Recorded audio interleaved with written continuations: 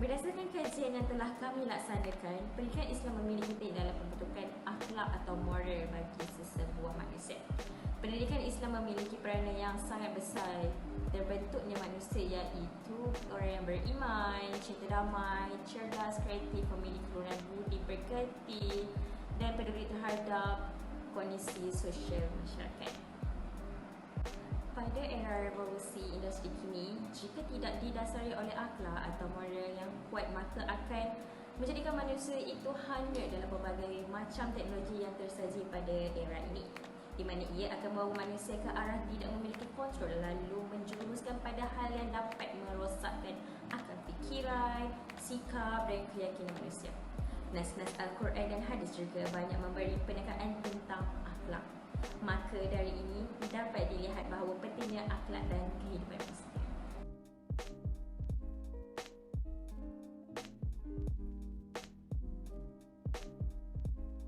Akhlak ialah satu perkara yang amat dititik beratkan dalam Islam bagi menjalani kehidupan seharian kita. Dalam nas-nas Al-Quran dan hadis juga banyak memberi penekanan tentang akhlak. Dengan ini kita dapat lihat bahawa pentingnya akhlak dalam kehidupan seharian manusia. Bahkan dalam peperangan sekalipun, kaum muslimin diperintahkan untuk menjaga akhlaknya. Islam meletakkan akhlak di tempat yang tinggi sesuai dengan kepentingannya. Kepentingan kajian yang pertama ialah menjadi instrumen dakwah yang berkesan bagi menyebarluaskan keindahan agama Islam dalam masyarakat. Hal ini kerana dengan adanya akhlak dalam diri seseorang individu itu dapat melahirkan sebuah tamadun yang dihormati. Sebagai contoh, Rasulullah SAW dikenali dengan sifatnya yang terpuji. Beliau amat menjaga akhlaknya dengan orang lain. Rasulullah SAW amat menekankan akhlak kerana sifat terpuji ini mengagumi umat pada zaman dahulu, dan ini menyebabkan ramai yang tertarik untuk memeluk agama Islam.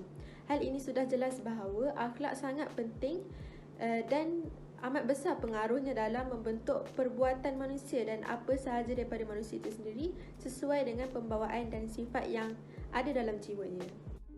Selain itu, kepentingan kajian yang kedua ialah mengelakkan umat Islam daripada terjerumusnya dalam kencah kehinaan. Umat Islam pada zaman kini sudah ramai yang tidak mengikut garis panduan hidup Islam. Sebagai contoh, anak-anak muda terutamanya yang terpengaruh dengan budaya barat dan akhlak mereka yang tidak jaga, kehidupan yang tidak berlandaskan akhlak akan terganggu kehidupan seseorang itu. Hal ini kerana bila mana seseorang itu tidak lagi berakhlak, maka kehidupannya tidak tenang. Allah amat membenci seseorang yang tidak berakhlak, maka dengan ini menjadi sukar untuknya dalam mencari keredaan Allah. Individu yang tidak mengikut garis panduan hidup Islam dalam menjaga akhlak yang diajar di dalam Islam, maka hawa nafsu akan mula menguasai dirinya dan menjadi kiblat utama pada manusia andai masa terlena. Dengan ini terjadilah perlakuan yang tidak elok seperti maksiat yang berluasa, berzina kerana hilangnya akhlak dalam kehidupan di dunia ini. Seterusnya, kepentingan kajian yang ketiga ialah melahirkan masyarakat yang mempunyai produktiviti profesional. Islam amat mementingkan masyarakat yang bertanggungjawab, saling menghormati antara satu sama lain, jujur, amanah dan sebagainya. Oleh hal yang demikian, dengan ini dapat melahirkan masyarakat dan pemimpin yang berintegriti lagi bijaksana. Hal ini juga dapat melahirkan nilai profesional yang tinggi dalam diri masyarakat kerana mementingkan akhlak dalam kehidupan seharian mereka. Akhlak yang mulia merupakan sumber kepada rahmat Allah. Maka umat Islam perlulah mempraktikkan akhlak dan budi pekerti yang baik supaya dapat menaikkan martabat Islam.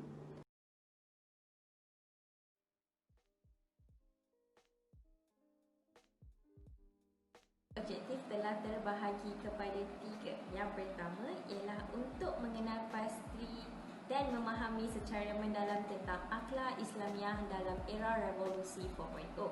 Yang kedua ialah menjelaskan kesan-kesan akhlak Islamiah dalam era revolusi 4.0. Yang ketiga ialah cabaran-cabaran dalam melestarikan akhlak Islamiah dalam era revolusi industri 4.0.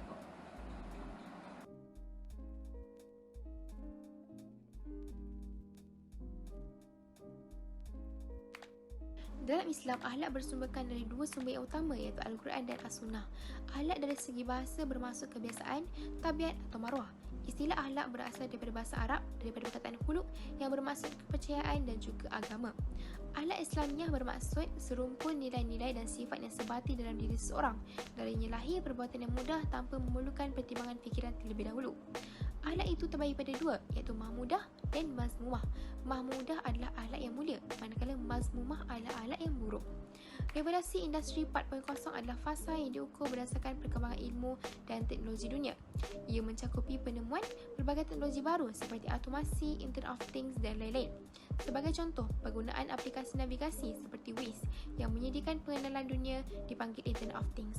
Penghijrahan ke teknologi e-commerce bakal membuka lebih banyak peluang ekonomi untuk rakyat Malaysia.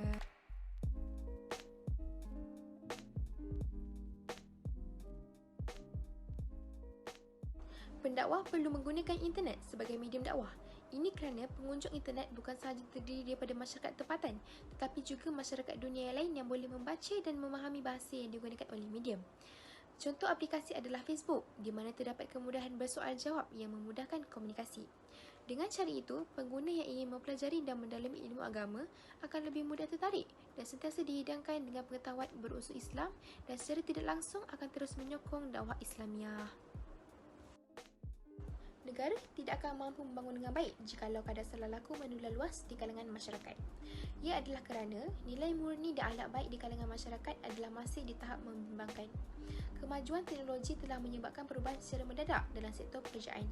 Hal ini kerana teknologi yang muncul dalam revolusi industri adalah teknologi yang mampu menggantikan tugasan tenaga kerja dan membuatkan proses pembuatan produk menjadi lebih laju. Contohnya mesin menuai padi yang bertujuan menuai padi dengan pantas. Akhlak yang buruk boleh menyebabkan berlakunya pergaduhan dan perpecahan di kalangan masyarakat.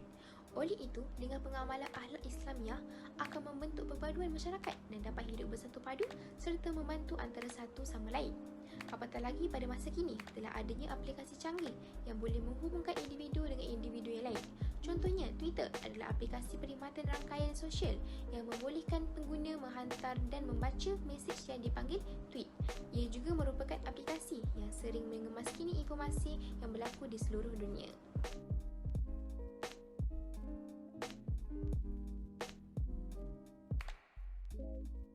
Pembentukan akhlak masyarakat menghadapi cabaran dari pengaruh media massa yang memberi kesangan negatif kepada akhlak masyarakat, khususnya golongan remaja. Penyelewengan info yang memutarbelikkan fakta mengenai agama akan menyebabkan kekeliruan. Ini tidak termasuk penyebaran bahan lucah kepada golongan muda. Pengaruh media massa amat hebat sehingga banyak perlakuan golongan remaja disudutkan oleh media massa. Budaya hip-hop, rock dan lain-lain antara contoh budaya popular yang dipromosikan melalui media massa.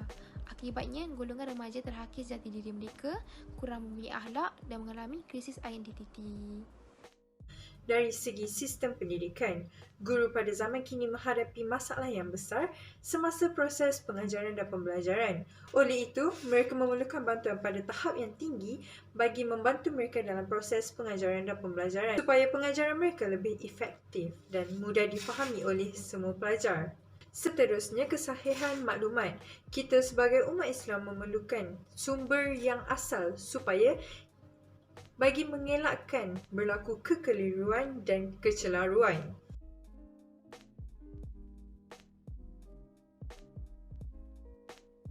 Ulasan pula, yang pertama sekali ialah peranan media massa. Seperti yang kita tahu, media massa merupakan medium utama terutamanya pada zaman pandemik COVID-19 sekarang. Oleh itu, masa yang terluang banyak dihabiskan kepada media massa. Maka, media massa perlulah memainkan peranan yang sangat penting seperti menyiarkan benda yang bermanfaat sebagai contoh pencetus ummah dan tanyalah ustaz. Yang kedua, kepentingan sistem pendidikan.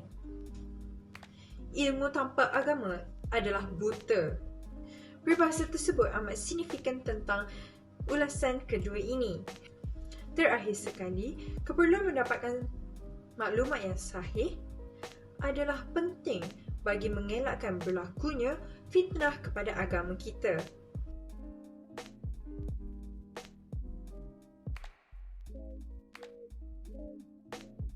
Pelestarian akhlak Islamiah merupakan satu aspek yang paling penting bagi seorang Muslim untuk menghadapi cabaran, terutamanya dalam era revolusi industri sekarang.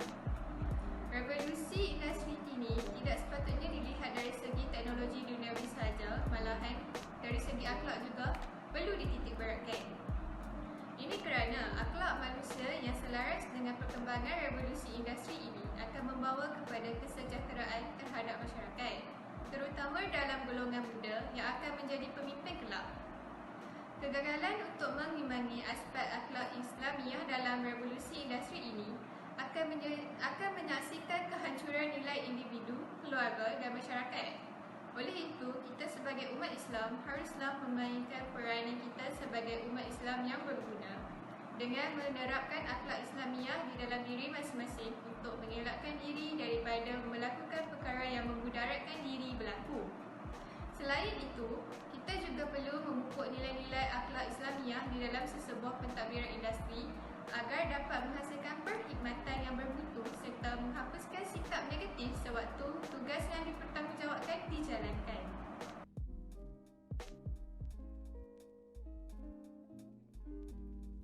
Bagi bahagian cadangan pula, pada masa kini untuk memupuk kelestarian akhlak Islamiah dalam masyarakat pada era revolusi industri 4.0 di sesebuah negara bukanlah suatu perkara yang mudah.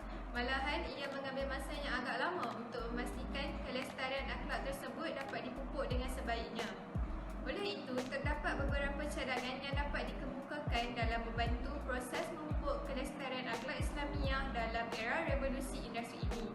Antaranya adalah seperti untuk membentuk masyarakat yang berakhlak, media massa haruslah berperanan bersama dengan pihak-pihak lain bagi membentuk, memupuk dan mempromosikan nilai-nilai akhlak yang mulia. Pengamal media haruslah bersedia mengkritik dan mendedahkan setiap perlakuan yang menyimpang dari nilai-nilai keagamaan dan budaya masyarakat. Seterusnya, untuk membentuk masyarakat berakhlak juga memerlukan peranan dari pihak kerajaan. Sebagai contoh, pihak kerajaan boleh mengadakan program-program yang mendedahkan masyarakat terhadap nilai-nilai akhlak yang mulia. Pihak kerajaan juga boleh memperbanyakkan program-program ceramah atau forum perdana yang membincangkan serta mengupaskan isu-isu berkaitan akhlak Islamiah terhadap revolusi industri di Malaysia. Akhir sekali, pembentukan masyarakat yang berakhlak ini sebenarnya bermula ketika kita di usia yang muda atau di bangku sekolah sewajarnya diberikan pendedahan mengenai akhlak terhadap pelajar. Peranan guru secara umum adalah untuk menjurus kepada pembentukan tingkah laku dan mengawal perkembangan pelajar serta menjadi contoh kepada